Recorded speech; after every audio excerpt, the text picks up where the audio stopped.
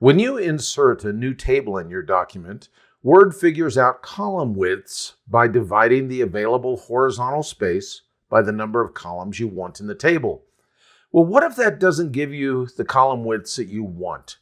This quick tip shows you a resourceful method to get columns just like you want.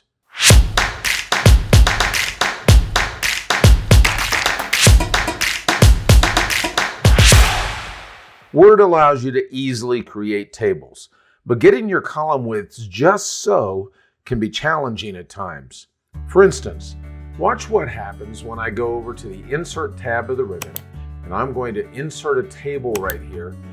All I want to do is insert a table that is 9 columns wide by 7 high. What it did is it divided the space from margin to margin by the number of columns that I specified for this table. That means that it made each column width exactly the same. What if, however, you want the first 2 columns to be a certain width and the rest of the columns to share the remaining horizontal space? Now, I could mess around with this table and get the column widths that I want, but there is an easier way. I'm going to move down just a little bit here. We'll even go down to just 1 line down, and I'm going to insert a different table. I'm going to say Insert, and my table is only going to be 3 columns wide by 1 row high. Notice that this table, again, uses the available space from margin to margin. Now I'm going to adjust the width of my first 2 columns.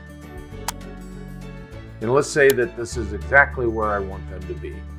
Now I'm going to put the insertion point in the 3rd column here. I'm going to go to the Layout tab of the ribbon, and I'm going to choose Split Cells. That displays the Split Cells dialog box. I'm going to specify here that I want 7 columns and click OK. Now what I have is I have the same 9 cells or the same 9 columns all the way across on this table, but my first 2 columns are the width that I want, and the rest of the columns share the rest of the space within that table. Now all I have to do is I can select that whole row, and I can choose to insert rows above or below to be able to get the number of rows that I want within my table. I hope that you found this quick tip helpful. If you did, please click the subscribe button and then click the bell icon. That way you'll be informed whenever I add a new video to the Word Tips channel. Thanks for spending a few moments with me today.